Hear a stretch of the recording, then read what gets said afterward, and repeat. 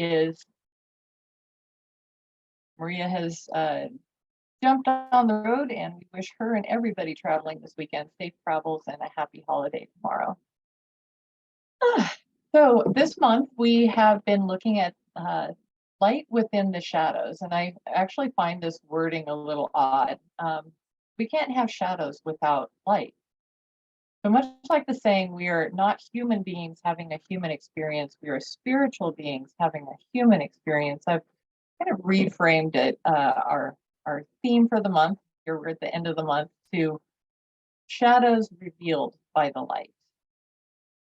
Now I have to admit, I don't really understand all this shadow work. And a couple months ago, I attended a workshop about forgiveness and shadow work. And while I really didn't get anything out of it, what I did recognize that in doing 12-step work, we naturally delve into the shadows, or as I like to call them, the closets of our lives. We dig in and we find those resentments, angers, fears that are residents of the shadow realm. Those emotions and feelings we have deemed as bad. And yet in doing our work, we discover that for many, these bad feelings and emotions acted as survival tools. They kept us safe from a seemingly hostile world, but they also kept us in victimhood. They kept me small and, yes, living in the shadows of life. In her book, Living with Feeling, The Art of Emotional Expression, Lucia Capat, I always have to throw in an Italian accent, Capaccione, says, there are some general categories of emotions whose expression seems to be discouraged in our majority culture, such as anger, sadness, and fear. These have been singled out and seen as taboo. These emotions are labeled bad, and we assume we are bad for having and expressing them. But she asks, what happens to our orphaned emotions? Where do they go? Where do they hide? Well, these emotions hide in our bodies as pain, or in our unconscious, where they lie in the shadows waiting. And so we are asked to do our shadow work. Lucia Capaccione's book is an artful guide to reclaiming and embracing our shadow emotions. That they are not bad emotions of themselves. It is the cultural context of expression that pushes them into the shadows. One of the things I love about Korean dramas is grown men will boo-hoo-hoo sob when things happen that they're sad about that hurt them, something that is totally taboo in our culture. So our work is to embrace and love those shadow emotions as part of the wholeness that we are as spiritual beings in this human experience. In the first week of May, Eugene Holden invited us to embrace the wholeness that we are. If God is everything, then God's spirit is the good and the bad. It is the all of it. And Eugene invited us to embrace our awesomeness. Next, Reverend Patrick Harvila reminded us that doing light work requires we bring our shadow selves into the light.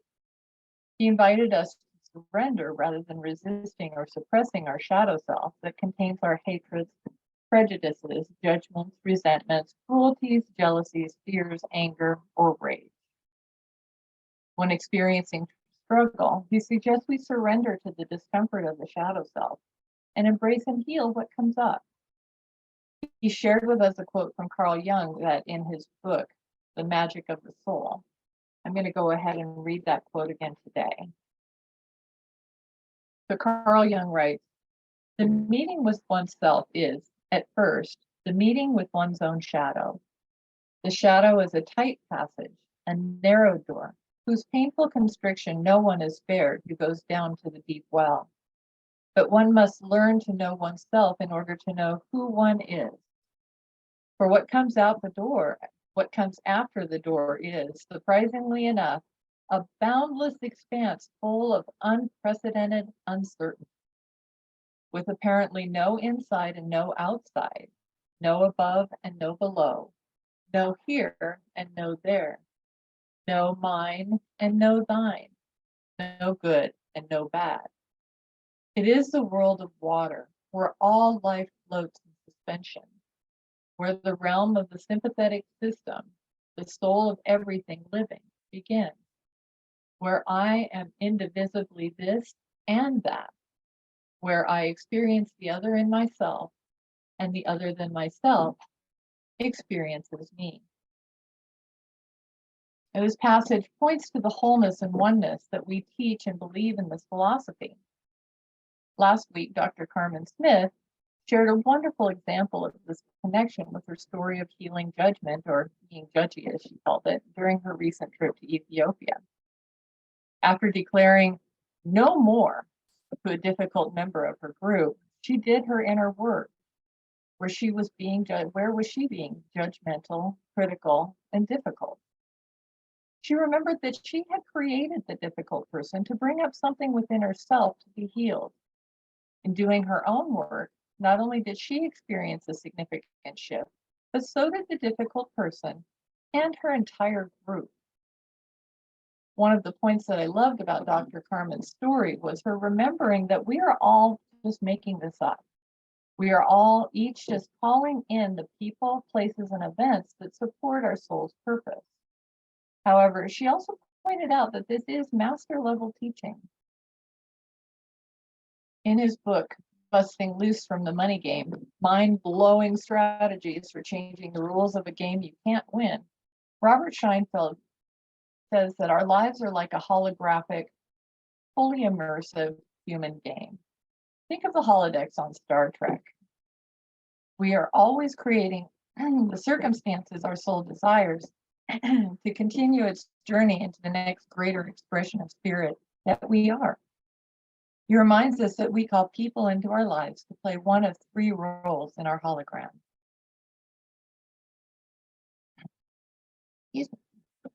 First, we call people in to reflect something back that we're thinking or feeling about ourselves, or a belief that we might have. Two, we call people in to share supportive knowledge, wisdom, or insight with us. Three, we call people in to set something in motion to support us on our journey. Dr. Carmen's story was a perfect example of reflecting back to reveal a shadow belief to be released and to support her on her journey. Scheinfeld reminds us using the metaphor of the sun and clouds. He says, who you are is an infinitely powerful, infinitely wise, and infinitely abundant being, and he equates that to the sun. Then we created a complex set of illusions and convinced ourselves that we were the exact opposite of who we really are. These illusions he compared to clouds. And we put these clouds in front of the sun, and then we convince ourselves that there is no sun, that the clouds are real, and the clouds are all there is. He says we just have to remove the clouds, the sun of who we really are, the sun that was always shining anyway, shines through into our experience naturally. And so our topic today calls us out of the shadows and into showing up in our lives. Lights, camera, action. It calls us into the light. It calls us to take center stage in our lives. And it calls us to take action. In owning and embracing our shadow natures, we uncover and find the light within us. I'm reminded of something Bob Ross, the painter, often says. You don't want to kill the dark. You need it for the light. And I think this is true in our lives. When we embrace the experiences of fear, pain, anger, and resentment, we can then move into their opposites of love, wholeness, acceptance, and compassion. Edwene Gaines talks about this in her book, The Four Spiritual Laws of Prosperity, when she shares that she had the realization that the abuse she suffered as a small child had taught her about the abuse of power, which later allowed her to own her own power fully and with compassion. Anyone in recovery knows that we share our experience, strength, and hope. We turn our life's painful, sometimes tragic experiences into our strength, giving hope to others that there is another way to live, that they too can rise above whatever is holding them in darkness and victimhood. Many of us have been raised with the saying, kids are to be seen and not heard. Be cute and adorable, but be quiet and well-mannered in the shadows of our lives. As adults, there are layers of cultural reinforcements to this old adage. Restriction on women, people of color, the LGBTQ plus communities, and those who are identifying as gender fluid. Almost every group in the US is being pushed back into the shadows in an effort to homogenize our culture. And so we are being called into action. CSL provides talk materials for every talk this year, and today's talk materials are just so wonderful. I just have to share them with you. They say that this time is ripe for change, that we are in the great turning. Light workers are activating their spiritual practices and activisms towards manifesting the new world order of truth. We're creating new systems and structures that are free from oppression, racism, and domination over those that are steeped in marginalization. This is a poignant moment that is ripe for change. Where are we in this massive shift? Are we making space or are we taking space? Are we helping to create a society where everyone's light shines?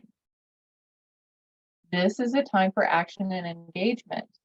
We are all needed on the center stage to make our world more equitable, just, and fair for total freedom and liberation from our combined tragic past.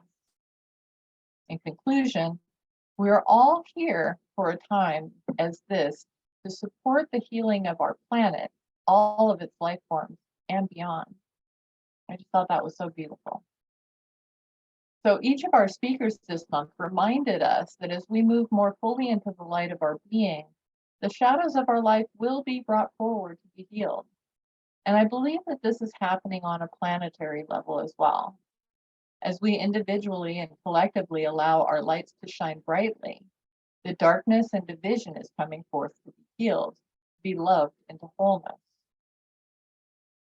And we don't have to wait until the day that we deem ourselves to be worthy of making a contribution. We can take action today, this week, this month. We can take action in this very moment. Dr. Edward Billon, in his book, Ordinary Goodness, wrote about a keynote address where a founder of Bread for the Journey, Wayne Muller, said that people delay making a contribution to the world because they doubt that the world's suffering can be stopped in a meaningful way by their participation. Dr. Edward then says that that you and I, as we are, with all of our imperfections, have a valid and wanted contribution to make in the world. Now we may ask, and at least I often do, what can I do? The world's problems are so big and it's just little old me. During our Embracing Change class, we shared a TED Talk where a young man became aware of human trafficking and particularly the plight of young women being sold into sex trade. He and his partner wanted to do something about it, but they were having a hard time getting their project going until they met a young woman in their own hometown who had been a victim of trafficking. So in response, they narrowed their focus from a global focus to their own backyard and were able to begin helping women from there. Which reminds me of a Canon Farrar quote that I actually have hanging on my office wall. I am only one, but I am one. I can't do everything, but I can do something. What I can do, I ought to do. And what I ought to do, by the grace of God, I will do. Whatever your passion, whatever you care deeply about, whether it's human rights or the planet, democracy, gun violence, education, hunger, addiction, we can each be a light that brings healing to the world.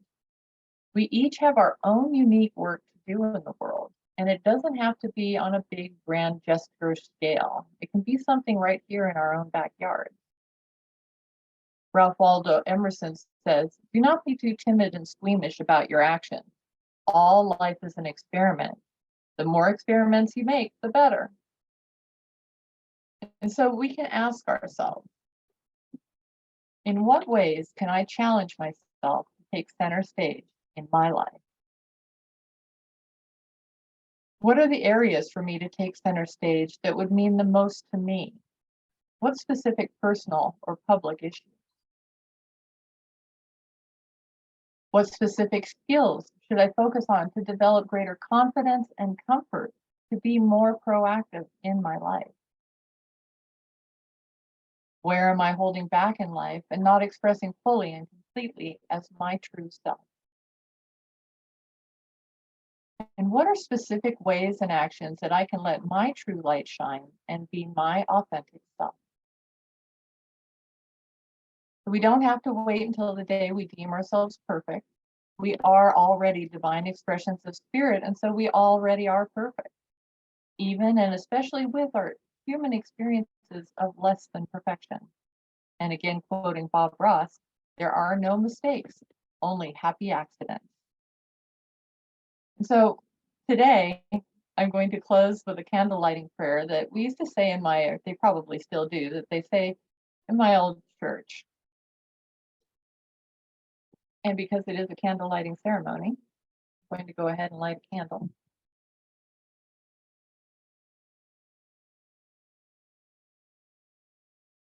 This candle symbolizes the light of the Spirit, that light which flames quietly, bringing a lifetime of contentment and the realization that nothing in this world is worth exchanging for it.